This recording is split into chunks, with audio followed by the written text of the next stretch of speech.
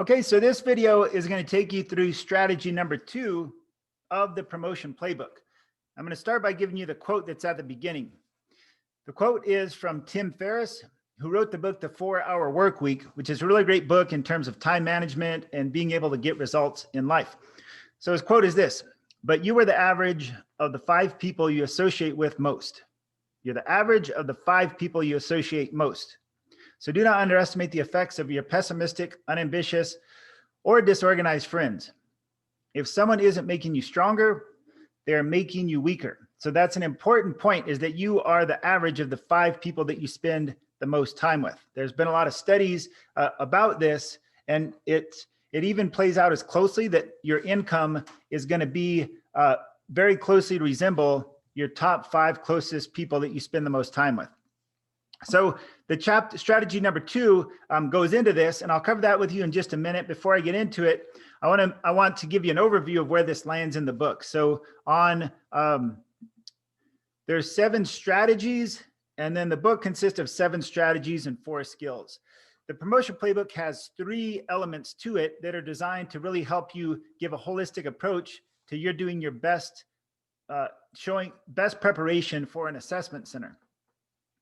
The first one is story. And so these 7 strategies are presented in a story format. The character is Jake, and Jake is a veteran firefighter that just hasn't figured out how to do well at promotional tests. And through the process of learning these 7 strategies, ends up growing and becoming and developing into the position. And as a result, does well at the test. Spoiler alert, at the end of it, he does well at the test. But that doesn't come without a lot of growing pains and challenges that as you read through these 7 strategies, you'll see that it just doesn't magically happen. So strategy number 2 fits into that. So remember, story represents your mindset and your beliefs, your worldview that you have. And so the first part of the book is presented in story. And I encourage you not just to overlook this part, because that is really important piece of your preparation. So story, and then strategy, and then skill set. The stuff that a lot of people jump to is the skill set, is they say, hey, I need to practice my oil boards. I need to go out and train. I need to do all this hands-on knowledge, which is important. And there's a lot of great tools that I've added in the book. There's a toolkit at the end, which will help you prepare for the practical hands-on application. That being said, don't overlook the story and the strategy. So strategy number 2 is power of proximity. Going through the book, this chapter takes place where Jake goes to visit his mentor, who his mentor is Captain, we call him Captain Tim, and he goes to visit him at his station. And at the station, the crew is really well organized, and it's a really great welcoming environment there, and they get things done. There's just this cohesiveness of that crew working together, and they're very welcoming of Jake coming to do a ride along. So it's kind of like he comes to do this ride along for the day. He does do a ride along for the day. During this ride along, they go down and they have this training session where they're down in the training room, and they cover, first off, Jake memorizes these 7 strategies. And if you remember from strategy number 1, is Jake commits wholeheartedly to give this test his best effort. He doesn't show up wishy-washy or lukewarm or half-hearted. At this point, he says, I'm committed, and now I'm moving on to this next stage. So he would not, Captain Tim gave him this opportunity to come to the station if he was committed, and Jake committed and showed up. So it covers the different pieces of it. So there's 2 basic pieces. So proximity consists of 2 elements in this chapter. The first one is the right people. The second one is the right place. So the people and the environment will determine your success possibly more than anything else, because this quote here from Jim Rohn, it says, success leaves clues. And so if you associate with those that have gotten the result that you want, chances are you can get that same result. And I'll go ahead and mention it now, is that you want to choose people that have the result, or they've helped others get the result. I learned kind of the hard way when I didn't do well with my test in the past, was that I took advice from people that didn't necessarily do well in their testing. And as a result, the first couple of tests I took didn't have the best results. I learned to follow success and choose people that have the result you're after, choose people that have done really well and take their advice. Whereas you may not want to take the advice of people that don't have the result. Either they don't have it personally, or they have not helped others. Because here's the different areas again. So there's people and there's place. And the first one is a coach mentor. So a coach is someone that can kind of hold you accountable. The coach doesn't necessarily have to be the best at the position or at that result, but they need to have a record of helping other people get there. So, sometimes coaches aren't necessarily the best athletes, but they know what it takes to get the athletes to that level. The other one is a mentor, which is kind of the same, but it can be a little bit different. Is a mentor someone that has a proven result that you can get guidance and advice from. So a coach / mentor is kind of the same thing, but there are some distinctions. So the end result of this chapter is you have a team roster, and I'll share that with you at the end. But these are the people that you want as part of your team, because promotion is a team sport.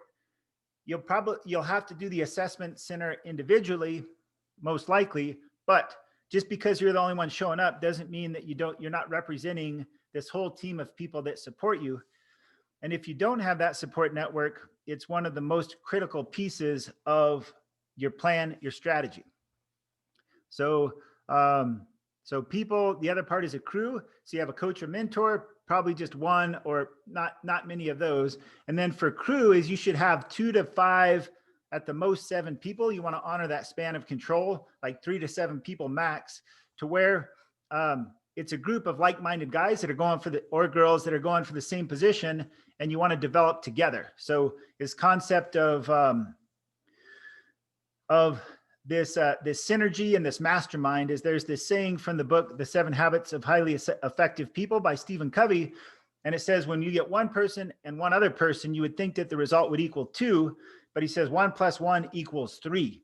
And the thought behind that is, I thought this picture is pretty good for that. You have 2 people, but in between them, you create this shared mastermind. It's something that's created when more than 2 or more people are gathered together, is that there becomes this shared thought and this cohesiveness that's far better than just one person alone. The other example is a yoke on an ox. So if you have an ox that's tilling a field, and you tie 2 of them together, so you put the 2 together, you would think that one ox can say, maybe an ox can carry, maybe they can drag a ton. I don't really know the numbers, but say they can drag a ton, and you'd think, hey, if I get 1 ox and I get 2, those 2 should be able to carry 2 tons. But the result is actually more than that, because of this synergistic effect, is 1 + 1 = 3. I don't think I put that in the book, but it's the same concept that it leads to. So under people, so you have your crew. So you have a coach, your crew, and your counsel. Coach, crew, counsel under people. And this is you, your spouse, significant other, your immediate family, or anybody else that you're paying for advice or actively seeking advice. And the quote from Proverbs here is that where there is no counsel, the people fail, but in the multitude of counselors, there is safety. I do make it an important point. It's important to notice that all these people have earned the right at some level to give you advice. Doesn't always mean that you have to follow it, but they deserve to have an opinion. What you do with that opinion is up to you. Notice that this doesn't say every single person that you work with. It doesn't say all of your peers on Facebook or social media. It says be selective of who gives you counsel, because everyone out there is going to have an opinion, but not everybody's entitled to an opinion that you should have. So there's that, your immediate family, anyone you pay for advice. So place.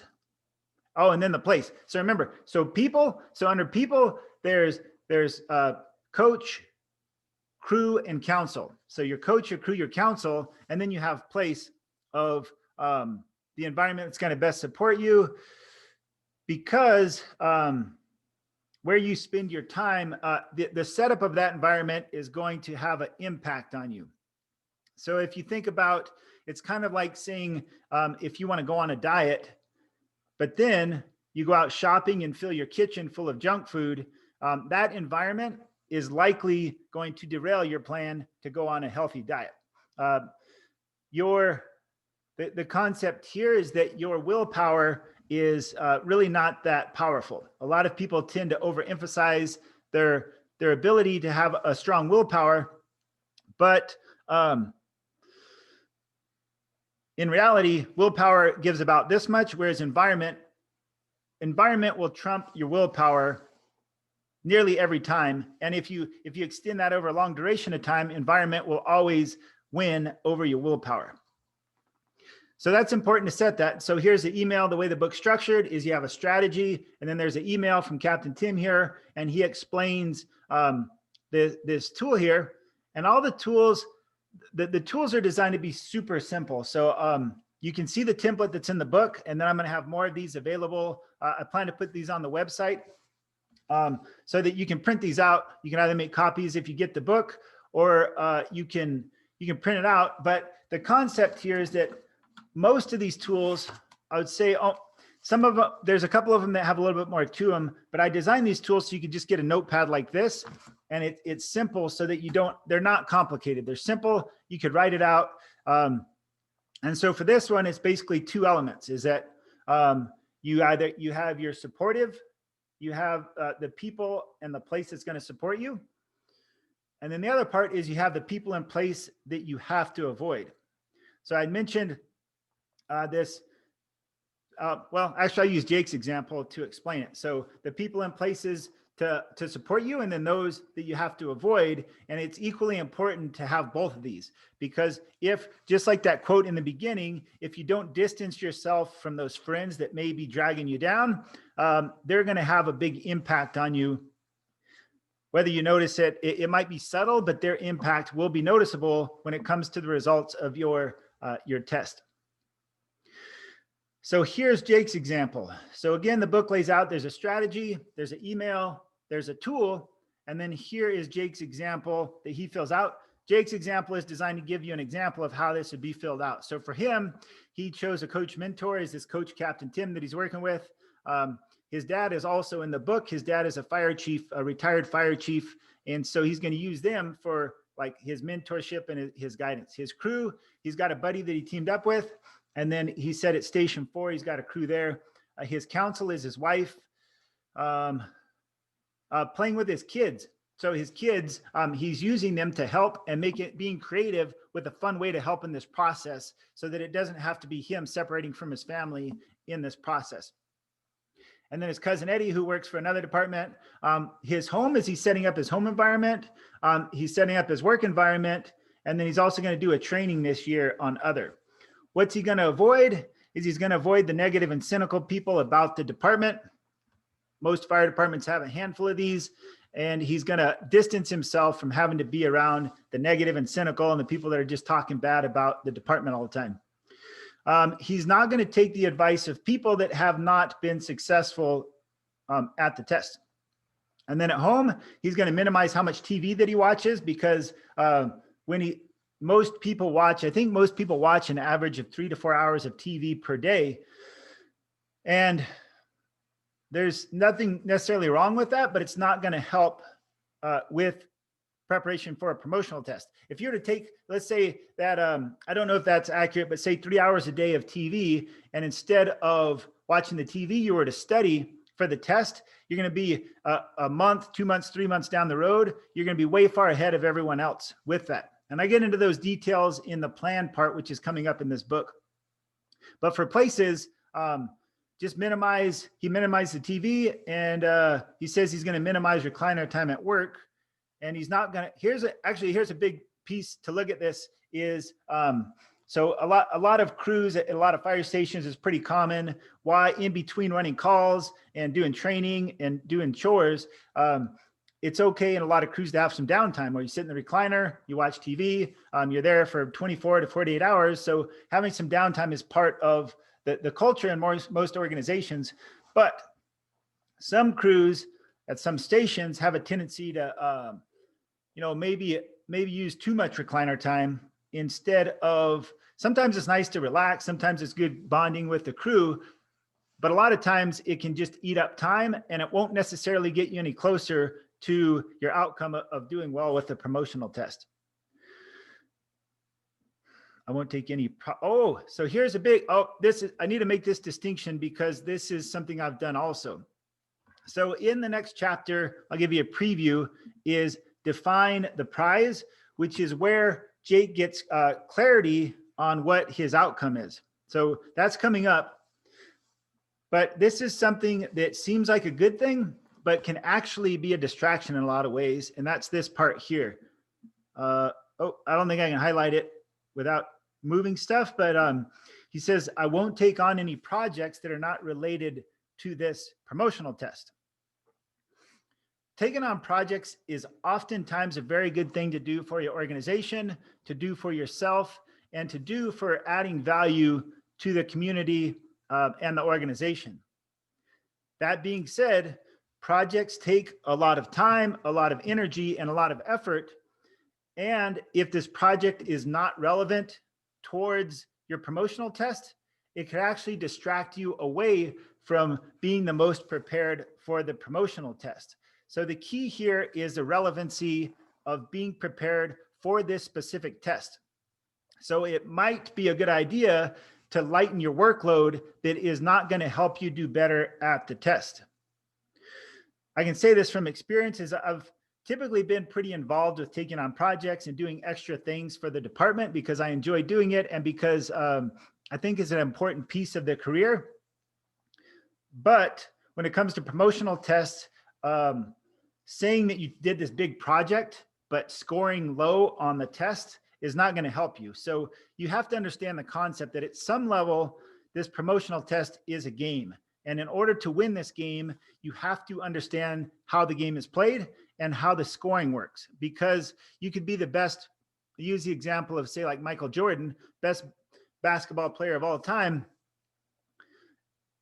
But when he went to go play baseball, he didn't do all that great at it. So the skills don't necessarily transfer over. So you could be this huge leader, this huge progressive person in your organization, but you suck at oral boards or you suck at some part of the test, maybe the written test, because you were so busy with projects, you didn't study on the written test.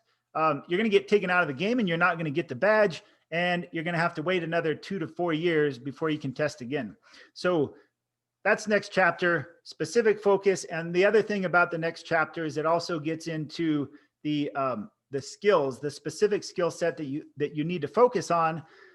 And that's going to be it. So story, your strategy, and your skill set are the 3 components presented in the book that you're going to need to be best prepared for your test. I encourage you, if you found this valuable, please add a comment or feedback or subscribe or like it. I am sharing these videos on a few different platforms, and they're also, if the platform permits, there's going to be a template that has this. But here, I'll look, if nothing else, sometimes making the templates available doesn't work the best depending on the format, but I'll do this. This is it here. So if you can pause the video now and you can write this down on like any piece of paper that you have, you can just write this down. Or if you want to screenshot it, you can do that. I encourage you to share it, and looking to add as much value as possible. And stay tuned. The other strategies will be coming up along with the skill set that you need. Thank you for watching. And you can find the promotion playbook on Amazon or promotionplaybook.com. At the time of this recording, it is currently October 7th of 2020. And those are not live yet because I'm getting this content out to build awareness, to add value. And I'm kind of going through the final phases of adding any tweaks. So, but by the time you watch this video, hopefully it's up. You go promotionplaybook.com or go to Amazon to buy the book. And thank you. I wish you the best of days. And a quick shout out. I noticed the shirt I'm wearing is from, I did this event called Warrior Week. It was a really great experience from this program called Wake Up Warrior. So this is not Promotion Playbook. This is an experience I went through. But if you check out Wake Up Warrior, or I think it's a Warrior Challenge now. Garrett J. White was the founder of it. And it's a really great training program. It's not necessarily, there's not ties between Wake Up Warrior and Promotion Playbook. Other than some of the stuff I learned, I'm passing on, but this shirt is, I like this shirt and I'm wearing it.